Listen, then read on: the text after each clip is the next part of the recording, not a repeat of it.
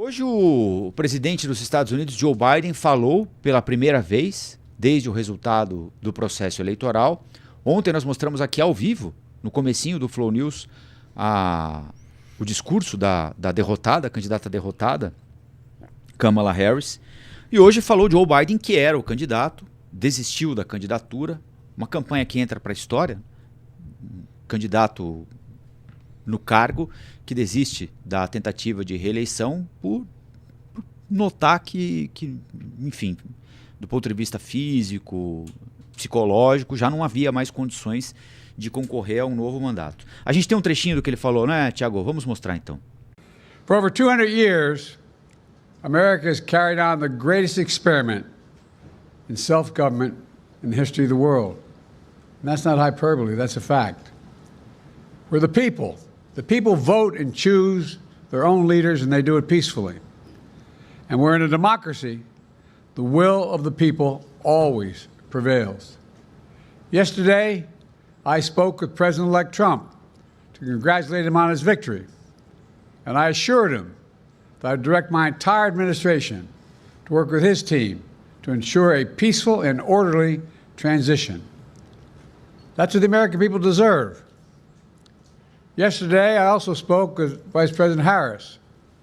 She's been a partner and a public servant. She ran an inspiring campaign, and everyone got to see something that I learned early on to respect so much, her character. She has a backbone like a ramrod. She has great character, true character. She gave her whole heart and effort, and she and her entire team should be proud of the campaign they ran. I know for some people, it's a time for victory, to state the obvious. For others, it's a time of loss. Campaigns are contests of competing visions. The country chooses one or the other. We accept the choice the country made. I've said many times, you can't love your country only when you win. You can't love your neighbor only when you agree. Os democratas, não é, Ellen, tanto ontem a candidata Kamala Harris como hoje o presidente Biden, fazem questão de marcar a primeira diferença entre democratas e republicanos ao admitir a derrota, dizer que o processo foi legítimo, que a eleição foi democrática e que a transição vai oferecer tudo o que a nova administração precisa para, a partir do dia 20 de janeiro, tocar o barco. Bem diferente do que aconteceu no início do mandato do presidente Biden, a invasão ao Capitólio, tentativa de subverter o resultado das urnas, né? Você acha que isso ajuda a pacificar o ambiente ou para o Trump pouco importa isso? Eu assim, pela democracia, é óbvio que esse tipo de postura, o discurso da Harris foi um belo discurso, né? O discurso dela, da derrota, assim como o Biden falando ontem, nesse sentido de tentar pacificar o país, reconhecer a derrota, reconhecer o processo democrático.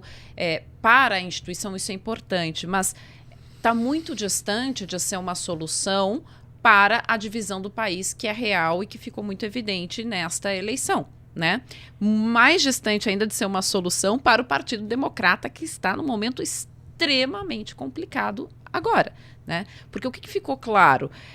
Ficou claro que a gente tinha ali uma população muito saudosa do período pré-pandêmico. O eleitor não vai entender, por exemplo, que quem entregou a casa economicamente alinhada, arrumadinha, foi o Obama, para que o Trump surfasse nesse momento e aí desonerasse impostos, coisas que depois ele na frente, junto com a pandemia, acabou complicando a economia. Então ele estava saudoso de um momento econômico em que o Trump, para ele, refletia melhoras.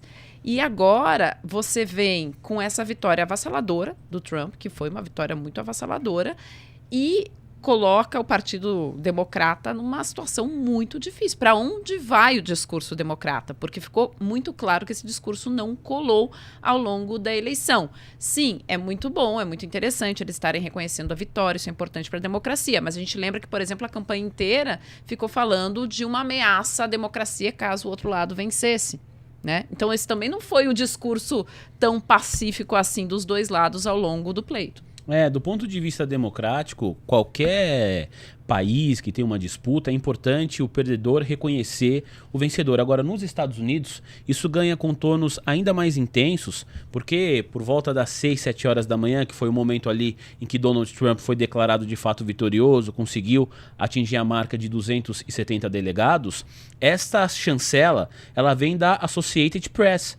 Então, é diferente aqui do nosso caso, que você tem um tribunal específico que chancela o vencedor. Você pode questionar as urnas, mas você vai estar questionando o sistema eleitoral brasileiro. Nos Estados Unidos, é a Associated Press que sinaliza, né, qual candidato conseguiu chegar nesse número mágico de 270 delegados. Não tem um tribunal específico. Isso vai acontecer depois de alguns dias, quando terminar, de fato, a contagem de todos os votos, e depois os delegados ali vão fazer a votação e é algo protocolar, Donald Trump está eleito. Então, para a democracia dos Estados Unidos, é muito importante, quando já sai o resultado, o perdedor reconhecer a derrota. Você está dizendo assim, olha, acredito aqui nesse processo. Quanto o Trump não fez isso, foi uma péssima sinalização. E agora os democratas, por sua vez, eles fazem esse gesto. Vale a pena pensar que, a despeito da pandemia, e é claro que isso causa um impacto tremendo, principalmente do ponto de vista econômico, como a Ellen muito bem lembrou aqui, Trump tinha máquina pública e perdeu. Biden agora, com a máquina pública também, ele não foi candidato, abandonou no meio do caminho, mas a vice-câmara perdeu também. Então a gente precisa entender que o trabalho feito nas gestões anteriores não foi suficiente para garantir a reeleição. E tem um outro ponto que vale a pena a gente considerar. Na verdade, dois. O primeiro é que, diferente aqui do Brasil, Trump nunca mais poderá ser presidente dos Estados Unidos, né? Aqui nós tivemos 2 mandatos do Lula consecutivos, ele ficou fora e voltou. Nos Estados Unidos isso não pode. Donald Trump não pode ser candidato mais à reeleição. E um segundo ponto importante para a gente considerar nas políticas públicas de Donald Trump é que, dessa vez, não é só o Trump que venceu o Partido Republicano, porque eles vão ter maioria no Legislativo. O Senado vai ser republicano, a Câmara dos Representantes, que equivale à nossa Câmara dos Deputados, tem uma força republicana enorme. Em outras palavras, o Trump não está preocupado com reeleição e o Trump tem a faca e o queijo na mão para, na teoria, passar os projetos que ele, Trump, acha que é importante para a agenda dele. Fora a Suprema Corte. Então, assim, esse novo governo de Donald Trump, ele promete bastante, porque é um político com bastante habilidade em falar com os seus apoiadores, ele tem uma base de apoiadores muito forte, ele tem o Legislativo, ele tem a Suprema Corte e ele não está preocupado com reeleição, ele não precisa fazer média com ninguém, Rafa. E só uma observação, Rafa, o Custódio pontuou aqui, né, porque nos Estados Unidos você pode ser presidente no máximo 2 vezes, depois não pode mais. Quem fica, né? Fica o J.D. Vance. Que aí você diz, bom, não tem mais o Trump. J.D. Vance é um Trump anabolizado. É um Trump que acredita com convicções ideológicas nesse discurso. Porque o Trump, muitas vezes, a gente fica... Bom, o Trump, no início da sua carreira, apoiava os democratas, era pró-aborto. E aí, por questões políticas, muda esse discurso. Não, o J.D. Vance acredita nesse discurso. Ele é um Trump bem anabolizado. Olá, aqui é o Rafael Colombo. Gostou do que acabou de assistir? Se inscreva no canal Cortes do Flow News para os melhores momentos. Quer acompanhar os nossos programas na íntegra? Então se inscreva no nosso canal oficial, Flow News.